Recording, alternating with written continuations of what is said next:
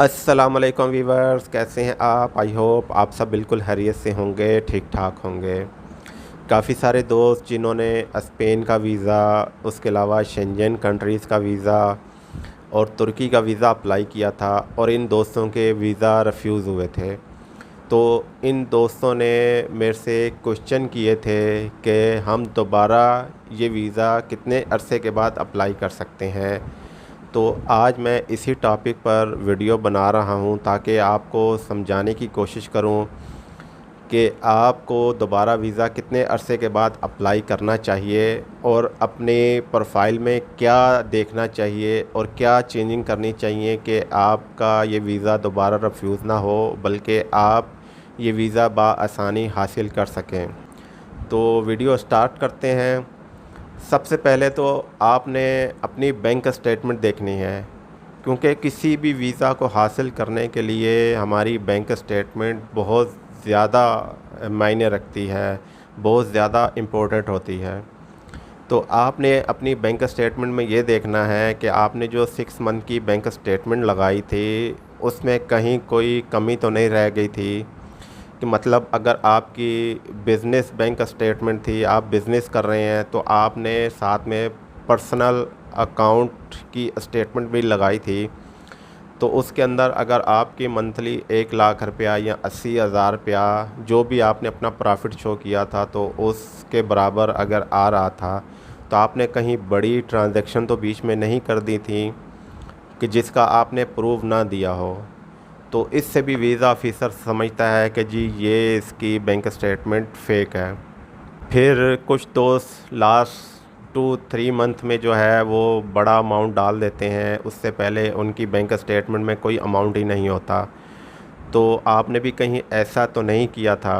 अगर आपकी सैलरी की बैंक स्टेटमेंट थी, सैलरी अकाउंट था और आपने वो बैंक स्टेटमेंट लगाई थी, तो उसमें सैलरी जो है वो आ रही थी कि नहीं आ रही थी? तो अगर आपकी सैलरी 80,000 थी, तो उसमें कहीं ऐसा तो नहीं था कि आपने बड़ा अमाउंट डाल दिया हो? तो ये आपने लाज़मी चेक करना है। इसके अलावा आपने जो अपनी होटल बुकिंग लगाई थी, तो वो कितने दिन की आपकी होटल बुकिंग थी? आपका ट्रैवल प्लान कितने दिन का था? तो उसमें कई दोस्त जो है वो अपनी होटल बुकिंग एक्सपेंस जो है ना उसके बहुत ज़्यादा होते हैं। तो 100 यूरो डेली के 200 यूरो डेली का जो है वो होटल बुकिंग कर लेते हैं। तो उनके अकाउंट में 8 लाख 7 लाख रुपया पड़ा होता है। तो आपने सिर्फ़ होटल बुकिंग तो नहीं करनी होती, आपने फ़्लाइट रिज़र्वेशन भी करनी होती है, वहाँ पे जाके एक्सपेंस भी करने होते हैं, दीगर एक्सपेंस। तो जब ये वीज़ा ऑफ़िसर के सामने आपकी ये चीज़ें जाती हैं, तो वो आपका वीज़ा रिफ्यूज़ कर देता है, क्योंकि आपके पास इतना अमाउंट ही नहीं है कि आप वहाँ पे जाके ये अखराजात बर्दाश्त कर सकें। इसलिए जब भी आपने अपनी होटल बुकिंग करनी है, तो आप कोशिश करें कि सस्ते से सस्ता हो, महंगा ना हो, सस्ते से सस्ता हो। तो ये आपने कोशिश करनी है। इसके अलावा आपने अपनी ट्रैवल हिस्ट्री चेक करनी है कि ट्रैवल हिस्ट्री आपने अगर 2021 में वीज़ा अप्लाई किया है, तो आपने 2020 में भी कहीं ट्रैवलिंग की थी कि नहीं की थी?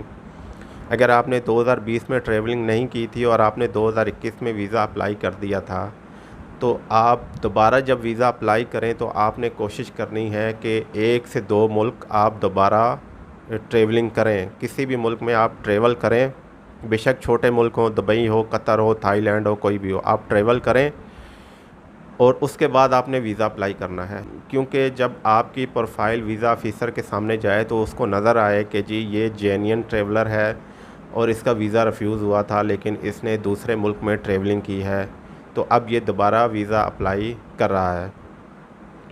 तो इससे भी आपको वीज़ा मिलने के चांसेस इंक्रीज़ हो जाते हैं, क्योंकि वीज़ा ऑफिसर को लगता है कि ये वाकई ट्रैवलर है और ये हमारे मुल्क में ट्रैवलिंग के लिए जाना चाह रहा है।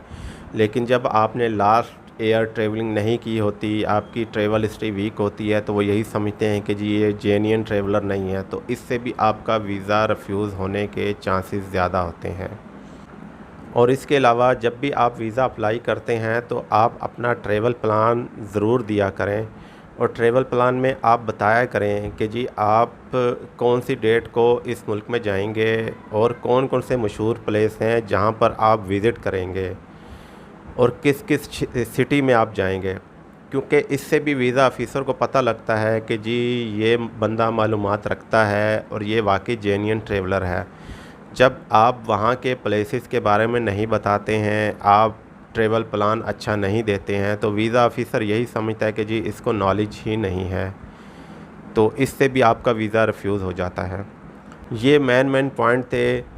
तो अगर आप इन पॉइंट पे अमल कर लेंगे, इन पॉइंट को ठीक कर लेंगे, तो आप ये वीज़ा हासिल कर सकते हैं।